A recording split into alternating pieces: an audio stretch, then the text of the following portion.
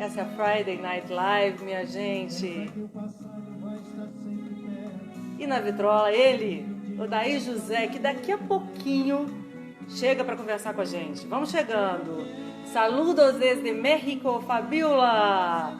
Marcleide, linda essa música. Eu vou tirar você desse lugar. Odair José, clássico dos clássicos aí do nosso cancioneiro popular.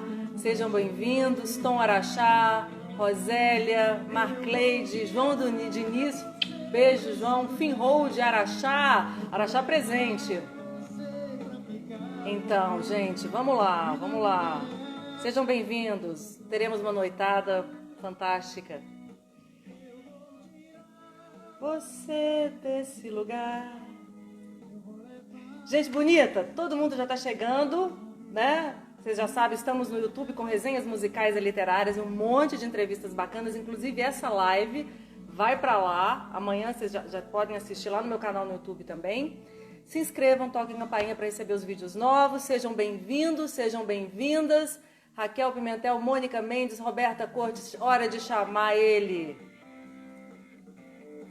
Odair José, venha para cá, meu querido.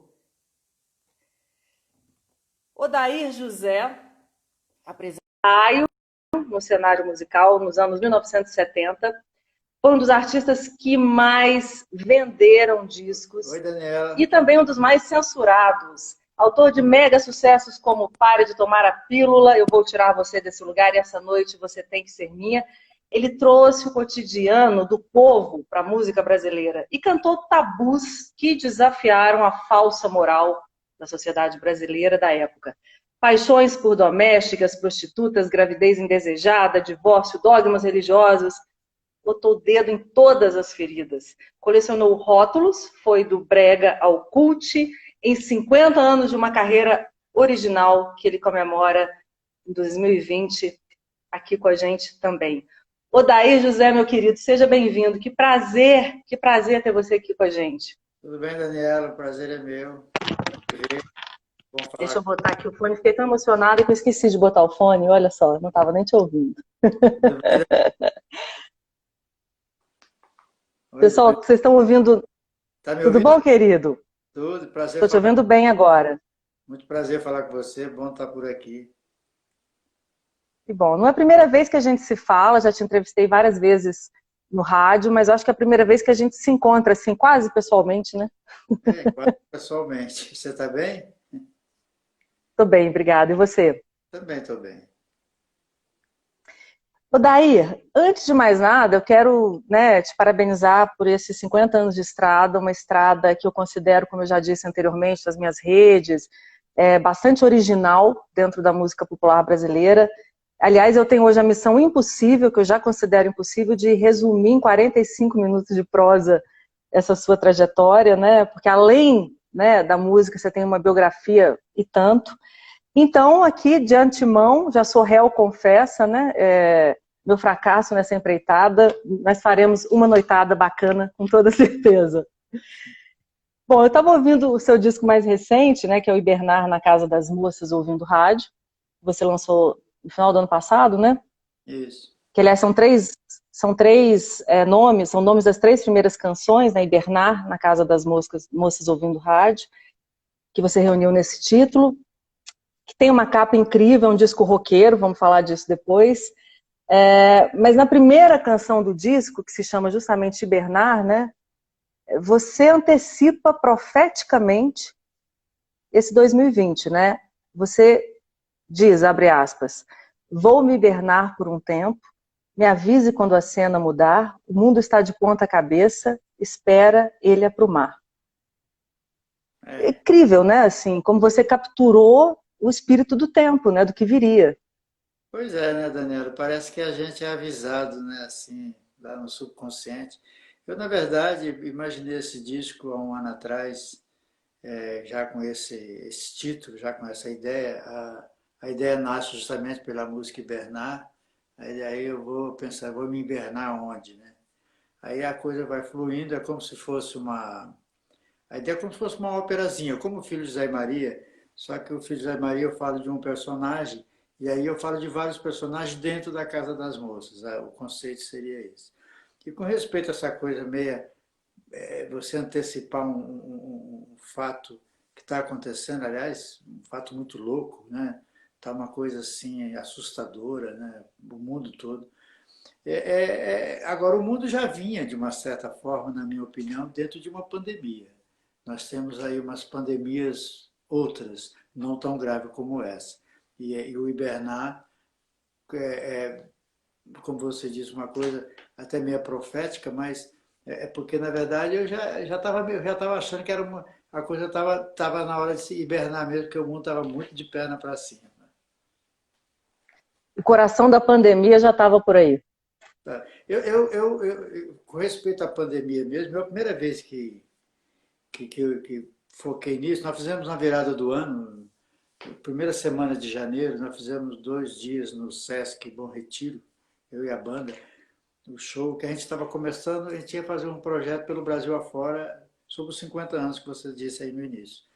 E nós fizemos lá no Bom Retiro e eu disse para a rapaziada, falei, ó, tá rolando uma coisa lá longe que de repente pode chegar por aqui e mudar a vida da gente completamente, por um tempo ou para sempre, não sei. E todo mundo achou um absurdo. Porque nós tínhamos um músico, o tecladista estava com uma viagem marcada para a Europa, ia fazer ele tinha até pedido dispensa por um tempo, ia fazer um mochilão aí pela Europa. E eu falei, cara, melhor você repensar isso aí. E eu falei para as pessoas, e as pessoas acharam um absurdo. Falei com a produção, e eu realmente acreditava que pudesse acontecer o pior. Então você realmente tinha um pressentimento ali, que é uma coisa muito do artista, né? Antena, né? Essa antena. Na verdade, Daniela, eu venho com os pressentimentos.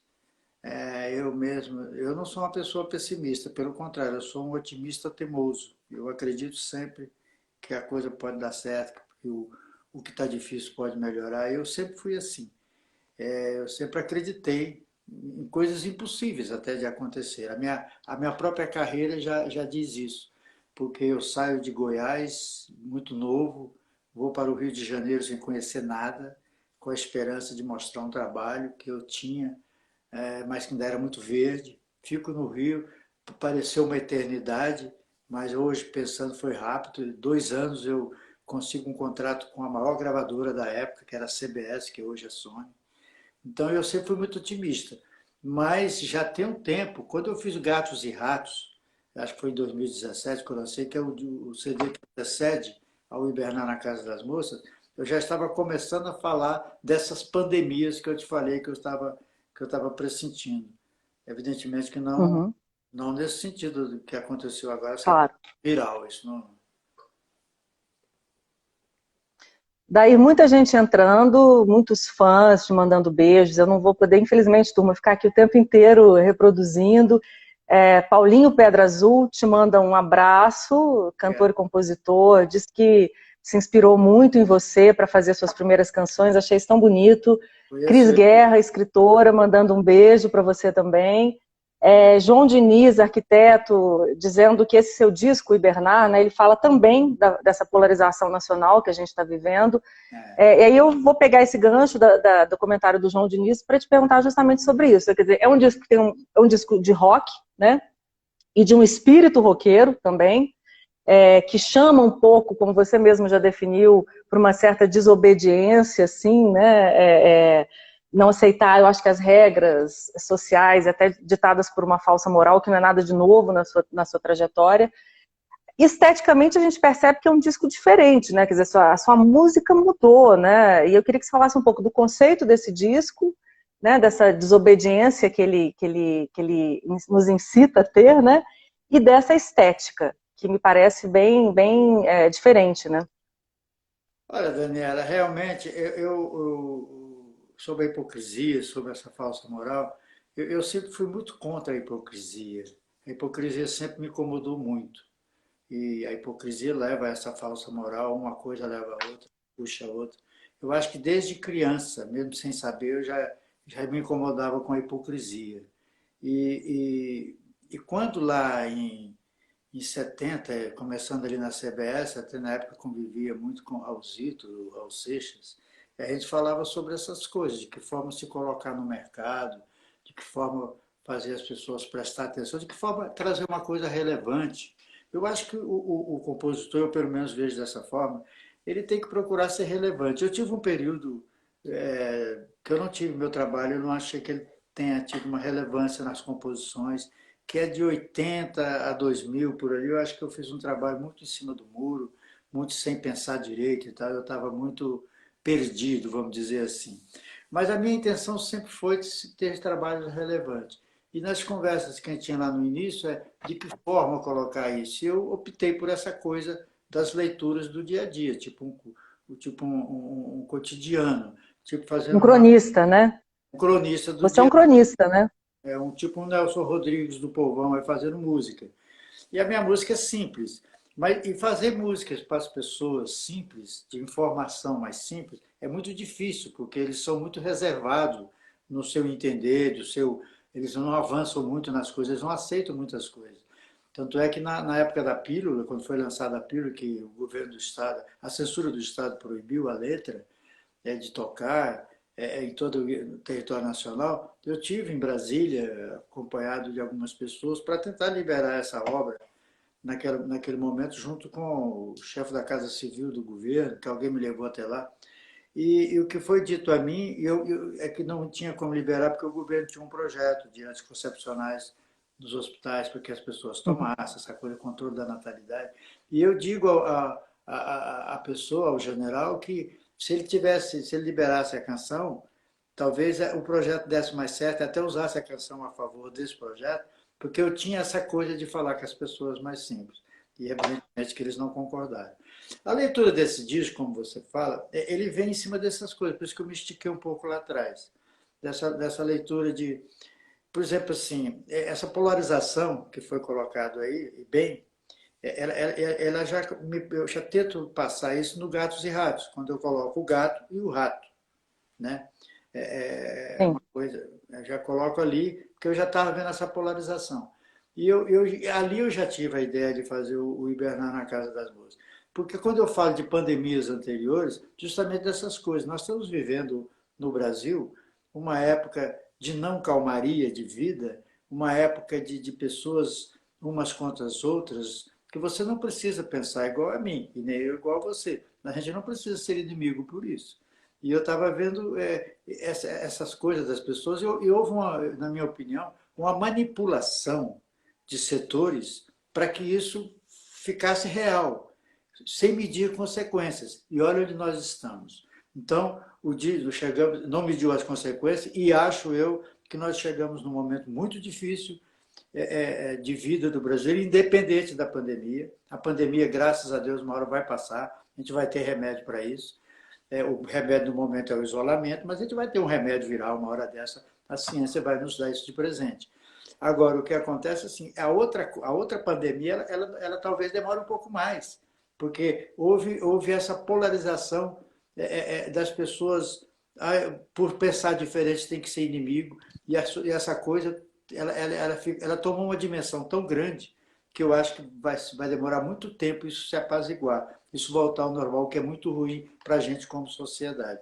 E o meu disco, ele não querendo ser palmatória de nada, mas faixa por faixa, ele convidando as pessoas, como você disse, a uma desobediência a essa hipocrisia estabelecida, porque, na verdade, o sistema usou isso a seu favor, para a pessoa, o sistema usa isso, setores do sistema usam isso, através manipulando as pessoas, e o disco é um toque, ela sai disso, foge e tal. Essa é a ideia do conceito. Com respeito a ele ser diferente, como eu te falei, eu acho que o artista ele tem que correr risco. Eu, como compositor, sempre corri risco. Eu acho que repetir fórmulas, repetir fórmulas não é fazer arte, é fazer negócio.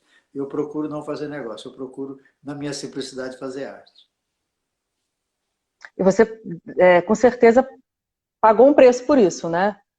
Por ter esse norte a te conduzir, né? Porque, na verdade, te ouvindo falar, né, pensando nesse cronista social que você sempre foi, né, e alguém sempre pronto para criticar as nossas hipocrisias, né, eu fico pensando que a sociedade brasileira, que os tabus podem ter mudado. Então, hoje não é mais a pílula, não é mais o amor pela prostituta, mas nós continuamos uma sociedade mergulhada nas suas hipocrisias. Eu acho que essa polarização muitas vezes revela isso, né? As pessoas têm um discurso na ponta da língua que nem sempre corresponde àquilo que elas vivem, né? na prática delas. Então, eu sempre convivi com esse negócio das pessoas não irem muito com a cara daquilo que eu falava. Porque eu sabia disso. Eu, desde o primeiro. Se você pegar o meu primeiro disco, talvez em 70, o LP, talvez ele não tenha isso. Mas eu tenho uma música que eu gravei na primeira gravação, chamada Minhas Coisas, que é uma baladona meia montal, que ela já faz esse tipo de leitura, que é essa coisa da vida das pessoas. Ela é uma letra interessante, porque ela fala das coisas que se acostumam com a outra pessoa, e na separação essas coisas elas falam por si ou falam por aquela relação. Mas a partir de 71 eu gravo uma música chamada Vou Morar com Ela, que para a época, hoje falando assim, vou morar com ela, o cara diz, pô, qual é? Mas na época já incomodou muito, incomodou inclusive a gravadora. Eu incomodava a gravadora, porque a gravadora tinha uns conceitos muito conservadores. Assim, ó, não pode isso, não pode aquilo. Quando fui gravar a música Vou Tirar Você Desse Lugar, que é no início de 72, ela sai no primeiro trimestre, os produtores, as pessoas responsáveis, não queriam que gravasse. Como é que você vai gravar isso? Isso é tudo. Declarar. E aquilo foi para o rádio, porque essa música ela estourou sozinha. Mas as pessoas me cobravam muito isso. Eu tive que me responder a primeira vez à censura federal, à censura do Estado, porque a palavra eu vou tirar você desse lugar, dizendo eles era impróprio para aquele momento, essas coisas assim. Aí quando eu respondo para o cara, isso lá no Rio de Janeiro, eu respondo para o cara, não, mas vou tirar você desse lugar, o cara se declarando a uma moça que vai tirar ele. Pior ainda, imagina o que o senhor está falando, essas coisas assim. E a partir dali, eu fui comunicado que todo o meu trabalho, a partir daquele momento, eu ia lançar um LP no segundo trimestre, que é um disco que fez muito sucesso, chamado Assim Sou Eu, já mudando de gravadora, indo para Poligram. Eu teria, todas as músicas minhas, teria que ir para a censura, para uma apreciação de letras, para saber se podia ser gravado ou não. Então, a partir daí, além dessa censura hipócrita das pessoas, que permanece até hoje, e até eu costumo dizer, Daniela, eu tenho uma frase que eu parei de falar, era que eu vi que quem escutava do outro lado não gostava muito, que é assim, tinha duas coisas que eu pensava que eu não fosse ver na vida, que era esse avanço da tecnologia, que eu achava que ele ia chegar uma hora, mas que eu não ia estar mais por aqui, e outro, esse retrocesso do ser humano como ser humano. Acho que o ser humano andou para trás, ele piorou muito. E essas coisas. Então, eu sempre tive muita dificuldade. Você está falando muito de censura. Paguei um preço. Embora tenha sido um grande sucesso comercial, é bom que se diga que você foi um dos maiores vendedores ali nos anos 70, você rivalizou com Roberto Carlos, era um negócio absurdo, né? Quer dizer, você chegava até as pessoas de uma forma diferente, né? A gente costuma falar, Odair, e eu falei também, inclusive nas redes sociais ao me referir a você, que você foi um dos compositores mais censurados do Brasil, né? Você pareava ali com Chico Buarque, nos vetos da censura federal. A turma mais jovem que está aqui talvez não saiba, né? Mas durante muitos anos no Brasil, os anos da ditadura militar, as obras eram submetidas a um departamento oficial, né? A censura federal, que ouvia os discos e liberava ou não liberava, algumas faixas e não liberava outras faixas.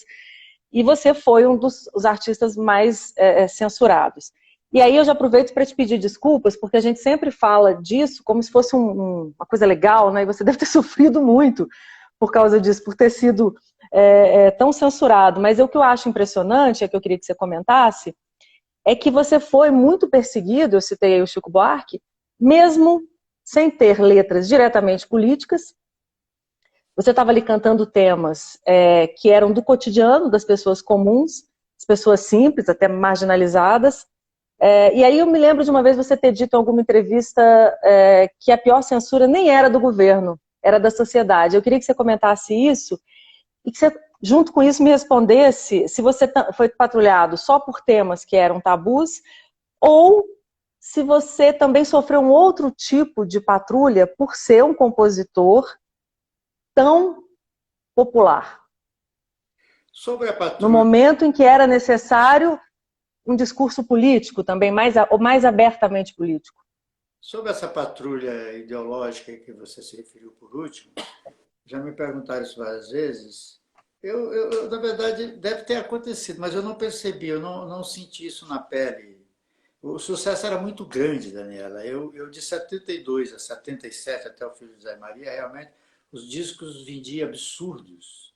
Eu talvez, junto com outros colegas, mas eu talvez, tanto é que eu saio da CBS, que era líder de mercado, com 80%, vou para a Poligram e coloco a Poligram, se não junto, na frente da CBS como vendagem, como empresa que a Philips, no caso, a Fonogram, não vendia disco. E eu vou para lá e começo a vender discos. Eu vendia mais discos do que existia vitrola no Brasil. É um fato curioso. Incrível. Existia, inclusive, além dessa censura do governo, quem tinha que mandar as letras, e muitas músicas não podiam ser gravadas daquela forma, às vezes a gente tentava mudar a letra para ver se dobrava eles, algumas você conseguia, outras não. Tem muitas músicas mesmo que eu não pude gravar. Isso não é uma coisa não é uma coisa gratificante, mas dizem que depois do Chico eu fui o mais censurado. O que ele censurava no Odair José? Ele censurava essa coisa de você mexer com assuntos que eles preferiam que ficasse debaixo do tapete. Eu vou dar exemplo. O negócio da pílula, já falei, foi, segundo eles, por conta do projeto de governo. Mas, por exemplo, nesse mesmo disco da Pílula, eu tenho uma música chamada Deixa Essa Vergonha de Lado, que fala sobre a empregada doméstica, em 73. E que essa letra não foi censurada pelo o governo, mas foi censurada pela sociedade hipócrita. Porque eu estava chamando a atenção das pessoas, porque a empregada naquele momento, em 73, ela não era vista como uma profissão. Ela servia para qualquer coisa dentro de uma casa. Para o patrão fazer sexo com ela escondido, para o filho do patrão, para ela trabalhar em horários não descabidos, enfim, era toda a sacanagem possível que se fazia com a pessoa, menos reconhecer aquilo como profissão. E a música, ela foi feita com a intenção de chamar a atenção das pessoas para essa sacanagem que se fazia com o ser humano, no tempo que não podia mais fazer, e que se forçasse uma barra junto ao governo para que aquilo virasse uma profissão. E a música virou mais uma piada, o cantor da empregada, não sei o quê, sei o quê, sei o quê, sei o quê, quando o assunto, na verdade, porque era uma hipocrisia, as pessoas hipócritas, que tocavam num assunto que eles não queriam que mudasse. É uma situação que não pode mudar. A empregada tem que continuar sendo assim como a gente está. Assim, o ser humano que a gente usa do jeito que a gente quiser. E esse cara está falando o quê? Eles entendiam que a música era para aquilo. Mas aí começa essa coisa de diminuir o trabalho. E o cantor da empregada, não sei o quê, que coisa e tal, quando, na verdade, esse assunto da empregada, ele só foi ter uma relevância a nível de governo, a nível de leis, no governo da Dilma Rousseff, 40 anos depois. Então, quer dizer, isso por conta de hipocrisias. Era um jeito até de deslegitimar o seu discurso, né? Que era um discurso absolutamente político. Né? Eu tive também nesse período, esse período, Daniela, era assim, a gente ia cantar, eu viajava o Brasil todo, eu era jovem, tinha 25 anos, você é o bola da vez, eu tinha um contrato com a TV Globo, aparecia lá toda hora, então você ligava o rádio, você não tinha como dar uma volta no rádio e não ouvir minhas canções. E eu viajava a muitos lugares, por exemplo, se o lugar que ia tocar cabia 2.000 pessoas, tinha sempre 4.000 para assistir. Era assim, os lugares não suportavam, os espaços não eram bastante para o público que queria ver. Então eu não prestava muita atenção nessa coisa de patrulha ideológica. Não dava tempo. Não dava tempo. Daí, só registrando aqui a presença do Paulinho Pedra Azul, que eu já citei, né, anteriormente, ele não tinha chegado ainda para a nossa live, ele se referiu a você, abre aspas, o Daí José é um ser especial, educadíssimo, humanista, sensível, humilde, super bem informado, focado no trabalho, um ídolo que me inspirou a compor minhas primeiras canções, mandando um beijo para nós aí, grande Paulinho Pedra Azul, prestigiando nossa live. Abraço Tom para Araxá, lembrando, fazendo uma associação entre você e Ataúfo Alves, né, dois grandes compositores populares, sofisticados e que conseguem atingir em cheio o coração das pessoas. E aí eu queria lembrar aqui, que eu acho que tem muito a ver com isso que você está falando, um episódio histórico da música popular brasileira, o Fono 73, né? Que é a sua história com Caetano Veloso, né? Fono 73 foi um festival no ano de 1973 que reuniu grandes nomes, né, da música, Elis, Gal, Bethânia, Chico, Gil, acho que Toquinho e Vinícius também. Mas o momento que ficou para a posteridade desse festival foi um dueto seu com Caetano Veloso, cantando sua música. O Caetano, me corrija se eu estiver enganado, que eu sei da história, é que ele te chamou de surpresa para cantar junto com ele Eu Vou Tirar Você Desse Lugar, que a gente ouviu no início do programa. E aí vocês ficaram ali entre vaias e aplausos, e foi quando o Caetano disse a célebre frase: não há nada mais E que a classe A. Bom, essa frase é famosa, você também já ouviu anteriormente. Eu quero comentar com você, isso entrou para a história como uma das frases mais geniais do Caetano, né, claro, mas o que me chama a atenção nessa história é que o Caetano jogou o microfone no chão, saiu do palco e você continuou cantando. na verdade, isso foi em 73, né? Chama Fono 73. Por que Fono? Porque a gravadora era a Fonogram, né? E 73 era o ano. E costuma-se dizer que o ano de 73 era o ano do Odair José. Não tem outro artista que fez mais sucesso em 73 do que aquele período de 73, 4, 5, 6, com respeito a todos os ídolos do Brasil. Os discos que mais vendia e tocava no rádio era o do Odair José, foi o meu período. O que aconteceu assim, eu não era para estar nesse festival, foram 3 noites. Né? Tinha muita gente, menos Odair José, porque não é o meu estilo, cantor popular, não tinha a ver com a tal MPB, essa coisa assim, né? Não se identificava ali. Mas esses caras todos eram lá da gravadora, da Poligram, que era presidido pelo André Midani, né? Pelo André Midani, lá, o pessoal lá.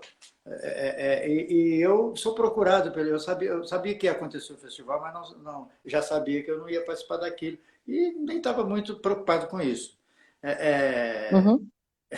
Aí o André me procura, na época, é, as épocas eram diferentes, não tinha esse negócio de celular, através me acha no telefone fixo, para dizer que o Caetano Veloso gostaria que eu cantasse com ele lá.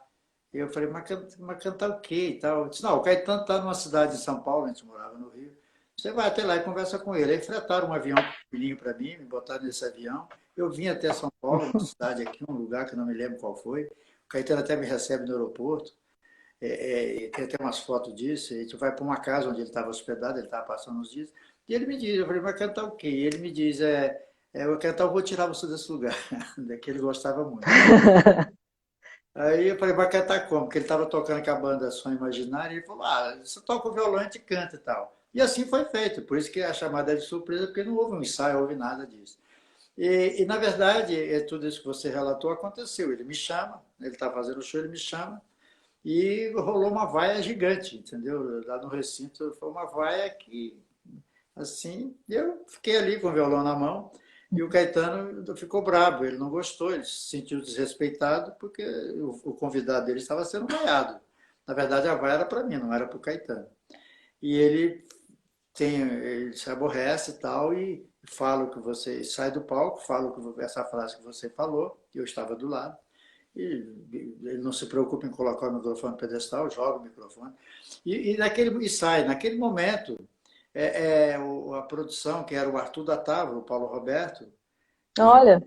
e o Nelson Uhum. Mota, eles eram encarregados, eles estavam ali na frente e disseram, não sai não, que ele vai voltar, fica aí. E eu fiquei. Aí eu Porque ele não começo voltou. a cantar as músicas, começo a cantar outras músicas, eu canto outras músicas. Eu me lembro que o Eu acho Caetano isso genial, eu acho isso genial. Eu lembro que o Caetano tinha me dito no encontro que eu tinha uma música do disco Assim Sou Eu, que é Vida é Vida que não para, máquina que voa, quanta gente andando à toa. Que ele disse, eu gosto muito dessa música. Eu comecei a tocar essa música, eu toquei umas 3 músicas e comecei até a tocar a pílula que não podia, que tinha uns sensores que saíam desligando os microfones, que não podia Uhum. tocar, era proibido.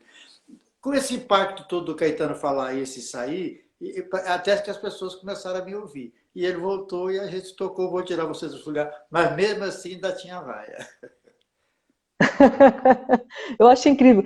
E é muita coisa que a gente fica pensando, né? Que aquilo ali era ousado demais, nesse encontro de vocês dois era ousado demais para as pessoas. Eu fico pensando também que havia um público ali que devia ter um preconceito enorme, porque você, afinal de contas, era um dos artistas mais, não só populares, mas que mais vendiam discos, portanto, mais comerciais daquele momento. Você falou aí que o ano de 1973 foi o ano de Odair José, e só registrando também a presença do Célio Albuquerque, que é jornalista carioca, escreveu um livro com várias colaborações, quase tive nesse livro, mas não deu, o deadline foi curto, e um dos discos, como os discos que fizeram a história, porque 1973 foi um ano muito importante da música popular brasileira, está lá o seu disco como um abre-alas, assim, de 1973. Então, Daniela, o disco de 73, e voltando ao negócio do Caetano, o Caetano é uma pessoa muito gentil, entendeu? Para mim foi um privilégio. Eu me lembro que depois que saímos de lá, fomos para uma casa aqui em São Paulo, que agora eu estou em São Paulo, fomos para uma casa e eu falei com o André no telefone, o André me dando, ele estava na França, me botaram no telefone com o André queria me agradecer, parabenizar, que ele tomou conhecimento e tal, como é que foi, como é que não foi. E parece que ele achou que eu não estava dando que eu não estava dando uma atenção ao fato, ao momento. Ele falou, oh, isso vai ser muito relevante na sua vida. Eu falei, não, tudo bem, foi legal e tal. Durante anos e anos vão falar disso e até hoje se fala. Mas eu queria dar... Até hoje estou aqui em 2020, esse ano apocalíptico, te perguntando do Fono 73. pessoas... Já estão lembrando aqui que o seu sucesso nesse momento, nos anos 70, não era um sucesso brasileiro, né? Você tinha um sucesso em toda a América Latina, você foi censurado também na América Latina, né? Com a Pílula. Na verdade, assim, então, e é o disco de 73, porque é um disco, vocês que são jovens não acompanharam, mas para quem acompanhou na época, é um disco que as 12 faixas que a gente fala, porque os discos eles tinham um padrão de 12 faixas. Era 12 músicas. Eu até hoje faço disco com 12 porque me acostumei com essa ideia. Depois é que começou a fazer disco com 10, com 11, tá, com 9. Mas eu até hoje, se puder, faço com 12. Na minha cabeça, disco tem que ter 12 faixas. As 12 faixas fizeram sucesso. Foi incrível isso. Mesmo a Pílula sendo proibida, ela estava no disco, ela era sucesso mesmo proibida. Até hoje é. Todas as músicas do disco tocaram no rádio. Então foi uma coisa incrível. E você falou sobre a América Latina, que naquela época a gente gravava tudo isso em portanhol, entendeu? A gente gravava em portanhol e era lançado em toda a América Latina. Eu, nesse período de 73, também era o cantor, talvez, popular mais conhecido na América Latina. Daí aí chegamos ao Filho de José e Maria, um disco que hoje é muito cultuado, né? Uma ópera rock que você gravou com o Azimuth, né? Que era um trio de jazz, mas um disco que na época em que você lançou foi 78 ou 77? 77. Foi duramente criticado, foi duramente censurado. Você falou no número de faixas, originalmente acho que ele tinha 18, né, canções, só 10 foram liberadas, ou seja, quase metade do disco. E esse álbum não só não repetiu o sucesso comercial que você tinha, né, como ele te transformou numa espécie de persona não grata ali na cena. Né? Eu queria que você falasse um pouco disso, do que aconteceu, enfim, porque esse disco, como que você sente hoje também, tendo esse disco finalmente compreendido, né, numa espécie de redenção mesmo, né, desse trabalho. Olha, Daniela, é o seguinte, ainda bem que estou vivo para ver o resultado final desse disco. Porque eu, quando me preparei para fazer esse disco, em 76, eu estou na Poligram, fica até 76, lanço um disco chamado Histórias e Pensamentos, que é o último disco da Poligram naquele momento, e me preparo para fazer esse álbum. Era um álbum, por isso que tinha 18 canções. Ele seria a história de uma pessoa desde o seu nascimento, passando por momentos de sua vida, seja na hora da droga, seja na hora da sua indecisão sexual, seja na hora de várias coisas de um ser humano normal, que eu dei o nome de Filho de José e Maria, que podia ser eu. Na verdade, era eu mesmo, falando de mim mesmo, mas poderia também ser o Filho de Deus, por que não? E essas 18 canções vai contando a vida de uma pessoa, desde o seu nascimento até o final, ou seja, a morte, ou seja, a hora que ele entende a sua razão de vida. E quando eu tenho essa ideia, eu volto naquilo que eu te falei, de não me manter na zona de conforto. eu achava que eu já estava 5 anos repetindo fórmulas, ou 4 anos, não sei. De 72, 3, 4, 5, 6, 5 anos repetindo a mesma fórmula. Seja melodicamente, seja a forma de pegar os assuntos, porque o disco de Filho de Zé Maria também ele era em cima de assuntos polêmicos. Por isso ele teve 8 músicas censuradas.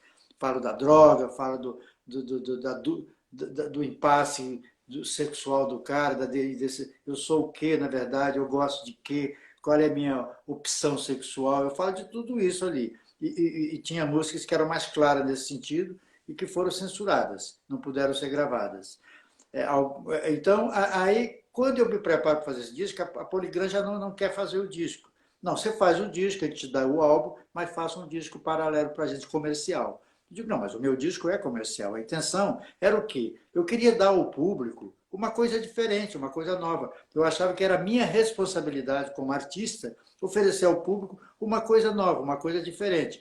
Cabia ao público julgar se queria aquilo ou não. Você tem que correr esse risco. Você não pode ficar só na zona de conforto fazendo aquilo que só vai te dar dinheiro. Nesse aqui, vou emplacar o primeiro lugar, vou ganhar uma grana, os meus shows continuarão lotados. Muito embora eu achava que o Filho de Zé Maria, tanto é, por isso que eu falei que eu vivi para ver isso, que ele tem uma qualidade incrível. Tanto é que 43 anos depois, nós estamos em 2020, ele foi lançado em setembro de 1977, 43 anos depois, o disco, se você coloca ele na vitrola, ele é incrível, ele é muito bem gravado, ele tem os melhores músicos, além do Azimuth, que era o Zé Roberto ainda vivo, que hoje está o Kiko, o mineiro Kiko, o Alexandre, o Mamão, tinha o Ariovaldo de percussão com o Hermes, tinha o Wildo tocando guitarra, tinha o Jamelém, tinha o Robson Jorge, o Urubu. Sensacional. É Só fera. Os engenheiros, só fera, os engenheiros incríveis, entendeu? Enfim, era um disco muito bem feito. E quando eu achava que aquele disco, ele ia para o mercado, ele ia acontecer assim, as pessoas iam ficar encantadas com ele. E antes do disco sair, antes dele ir para o mercado, já existia uma resistência ao disco. As pessoas começaram a dizer que eu estava louco, eu estava usando droga demais, que aquilo era o resultado de muita droga, que não sei o quê. Começaram a me detonar de todas as formas. O disco saiu, foi um momento muito difícil. Fui trabalhar com o Guilherme Araújo, que na época trabalhava com o Caetano, com a Gal, com a Bethânia. O Guilherme era produtor de eventos, mais teatro e tal, mais espaços assim. E eu precisava desses espaços, porque a minha coisa era teatral. Eu ia contar, porque mesmo a censura não deixando, por isso que o disco ele não está na ordem, não deixando gravar as 8 faixas, ele virou um disco só de 10, mas no teatro eu achava que eu ia poder fazer. Ilusão minha, não pude fazer. Por que não pude fazer? Porque as pessoas começaram, a propaganda que se fazia do Odair José é: não contrata esse cara, não vai ver esse cara. Eu cheguei num programa de rádio muito famoso no Rio, porque disseram que o cara não queria tocar meu disco. Eu fui lá, o cara queria tocar o disco inteiro. Eu falei, mas você geralmente só atende a gente quando vem aqui com 2 faixas, uma faixa. Ele falou, não, toca dessa vez que eu não vou te tocar nunca mais, eu sou seu amigo. Eu não quero te prejudicar. Então a coisa era assim. E o que aconteceu? Isso me levou, Daniela, as pessoas nunca se preocuparam em como eu fiquei como pessoa, como artista. Artista eu fiquei assim, tira esse cara no programa, esse cara. E eu percebi também que os meus colegas acharam aquilo ótimo. Hoje eu posso falar isso, eu tenho uma leitura correta disso. Não vou dizer todos os colegas, mas a maioria achou ótimo que aquilo tenha acontecido e até fizeram deram eco àquilo, aumentaram aquele negócio. Não, está falando do Filho de Deus, sim. A igreja quis me excomungar, um monte de coisa. Porque se aquele disco desse certo, hoje eu percebi com mais clareza, eles também iam ter que mudar a sua fórmula. Eles iam ter que sair da zona de conforto e fazer coisas mais arriscadas também. Eles iam ter que mudar os seus estilos, eles iam ter que avançar um pouco mais nas suas ideias, na forma de composição. Então, o fracasso do meu trabalho interessava muita gente. Agora, ninguém nunca se interessou em saber o quanto isso me deixou fragilizado. Então, ainda bem que eu vivi para ver que eu não estava tão errado assim, nem louco. E mesmo com toda essa campanha, né, contra o seu disco e contra você, né, porque de repente eu fico pensando que tinha uma leitura assim, como esse compositor popular ousa fazer um trabalho tão sofisticado, um trabalho, uma ópera rock, um trabalho com essa sofisticação, né? Você chegou a pensar em algum momento, por ter passado tanto no aspecto profissional como pessoal, como você mesmo citou, né? Você chegou a achar que esse disco foi um erro? Olha, é incrível isso, porque você veja a oportunidade que eu tenho. Hoje eu estou tranquilo com respeito a isso. Mas quando eu lancei o disco, eu não entendi por que as pessoas estavam me odiando tanto. Eles propagaram um ódio contra mim. Assim, tipo assim, se eu parava num posto para abastecer o carro, eu era chamado a atenção pelo frentista. Se eu fosse num restaurante, eu era chamado a atenção, porque eu era um cara que estava muito na mídia. E esse disco ele foi um sucesso. Só um sucesso no sentido assim, vamos enforcar esse cara, vamos cortar a cabeça dele. Isso cortar profissionalmente tudo. E eu fiquei como ser humano, como artista, eu falei, pô, mas o que aconteceu? O que eu fiz de errado? O disco é bom. Aí o que aconteceu? Houve um bloqueio. Eu, como pessoa, foi como eu falei para você antes, que eu tenho um período meu, de 80 a 2000, que eu fiz um trabalho que eu acho ele muito irrelevante.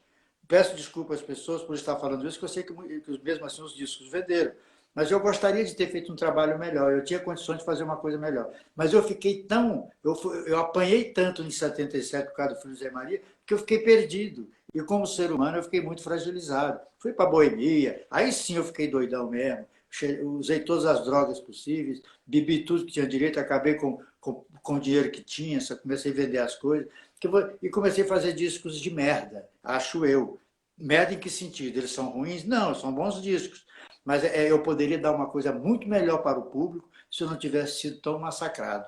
Então, e foi muito importante. E eu consegui. Às vezes as pessoas estão do outro lado, o cara tá fazendo os discos ruins, ou o cara tá na merda, o cara tá assim, tá assado, mas não sabe por quê. Então, foi legal que eu tenha sobrevivido a isso. Eu e o disco. Sem dúvida. Não apenas é isso, mas que você tenha vivido para ver o sucesso, porque aí você fez finalmente o show desse disco em 2014, quase 40 anos depois, né, na virada cultural, lotou o Teatro Municipal de Teatro São Municipal de Paulo. São Paulo, né? Foi uma redenção para você, né? Quer dizer, não é que o disco estava talvez numa época, ele estava à frente do tempo dele e havia toda essa constelação a qual você se referiu. Daí, a gente tá, eu estou preocupado, estou olhando toda hora aqui, porque você sabe que o Instagram derruba a gente, né? Nós temos 5 minutos para esse papo, a gente podia ficar mais 2 horas. Se por acaso o cronômetro do Instagram aparecer aqui, a gente só volta para encerrar a conversa para não terminar subitamente, tá bom? Eu poderia ficar aqui, mas não sei como é que está o seu tempo. Desculpe, Eu queria justamente... desculpe se às vezes eu me estico, é porque. Imagina, a conversa tá ótima, a conversa tá ótima. É o Instagram que derruba a gente. Acho que a gente podia conversar aqui 1 hora, mas só te pedindo a gentileza de se cair, a gente voltar, porque senão eu perco esse material e a gente não consegue publicar, né? Que seria uma pena, né? E aí, eu acho que você... Vamos lá? Vamos? Acho Estou que te ouvindo. perdemos o Odair. Gente, Não, não, você não. tá aí? Estou te ouvindo. Tá me ouvindo? Estou te ouvindo e te vendo. Eu acho uma coisa que salta aos olhos, né, que muitas pessoas aqui já comentaram, inclusive sobre a sua honestidade. Eu já entrevistei muita gente, né, eu estou nesse ramo aí há mais de 20 anos, e é muito raro a gente ver um artista se expressar com a sua sinceridade, não só quando você se refere às drogas, mas quando você fala, olha, eu fiz discos que eu me desculpo por eles, né? Eu fiz discos que eram uma merda, me desculpe por isso, mas a verdade é essa, eu estava doidão e tal. Você fala de coisas que muitos artistas preferem não falar. Me parece que a sua imagem está congelada. Você continua me ouvindo? Estou te ouvindo. Estou te ouvindo, tá ótimo. Perfeito. Então, gente, só a imagem do Odair que está congelado. Ser sincero, em outras palavras, né, resumindo, não é fácil. E você tem essa sinceridade, né? É uma coisa absolutamente incomum no show business, não só no show business brasileiro, né? Então, eu queria deixar esse registro aqui, dizer da minha admiração também pela sua pessoa, né? Não só pela sua obra, mas pela sua pessoa. E acho que isso é uma percepção do seu público também, né? Seu público sempre te amou. Se houve essa bronca com a crítica, se houve essa bronca com parte aí dos colegas, né? Até uma certa competição, o seu público nunca te abandonou, né? Olha, Daniela, sobre o negócio da sinceridade, eu acho que eu faço. Não tem por que esconder nada. Acho até que quando eu falo porque eu acho legal falar, não tem por que esconder. Eu tô careta há 15 anos e acho que foi a melhor coisa que eu fiz, foi ficar careta, mas também a parte da loucura. A parte da loucura foi ruim porque você perde muito tempo e o tempo não se recupera. E você, quando está doidão demais, você termina não aproveitando nada. Mas, de qualquer forma, eu agora estou feliz, por exemplo, os meus últimos discos, o Dia 16, o Gatos e Ratos e esse Hibernar na Casa das Moças, são os discos que eu deveria ter feito depois do filho José e Maria e o sistema não deixou. Esses discos que foram feitos nesse período todo, que eu tenho 37 discos gravados com o Hibernar, o meu erro talvez maior foi eles bateram o pé e eu corri. As gravadoras disseram, não deixa ele pensar porque ele é louco, ele vai fazer outro disco daquele. Então, aí eu terminei deixando eles pensarem por mim. E eu terminei virando um intérprete de produtores de gravadora. É por isso, os discos não são ruins, mas eu não me vejo ali, entendeu? Bom, como eu disse no início do programa, você estava programando esse disco Hibernar, é o terceiro, né? Ele encerra uma trilogia, como você disse aí, e já estava tudo programado para você ir para a estrada, né? Esse ano, 2020, comemorar os 50 anos de carreira. Os planos foram adiados, esperando aí a pandemia, né, Odair? A gente tem falado que foi adiado. Eu não vejo a hora de pegar minha guitarra, tocar, sabe? O que está mais me fazendo falta é de tocar para as pessoas, de estar com as pessoas. Até vi uma matéria sobre isso outro dia, que o que as pessoas estão sentindo mais falta? De abraçar, de ter essa liberdade de estar. Eu queria estar viajando, tocando, mostrando o meu trabalho, e seria o ano dos 50 anos, mas a gente faz quando der, a hora que puder, se eu tivesse oportunidade, não sei se vou ter, faço 72 anos agora em agosto, não sei até quando vou E estar está melhor do que eu e que 90% das pessoas que estão nos assistindo, comentei isso hoje lá na Rádio Tatiaia, né? Como você tá bem, tá bonito, tá jovem, tá, enfim. A estrada te espera com essa turnê aí, que agora virou profética, né? Então, agora, falar depois da pandemia do que você previu lá atrás, né? esperar passar para a gente sair por aí cantando o Hibernar, cantando Vou Tirar Você Desse Lugar, o Cadê Você? E eu tenho um projeto também, já estou com um projeto de uns discos aí, umas coisas novas, inclusive umas parcerias com o Arnaldo Antunes, que vai sair um filme aí que a gente fez uma trilha sonora, talvez a gente faça umas coisas junto e faça um disco junto, que a gente canta na trilha sonora do filme junto. Tem uma música que a gente canta chamada Meu Álbum de Amores, que é o encerramento do filme, que é muito legal, não sei quando é que isso vai pro ar diante dessa coisa que está acontecendo, talvez atrase um pouco. Eu continuo, como te falei antes, eu sou um teimoso otimista, ou otimista teimoso, e espero encontrar vocês logo, logo por aí.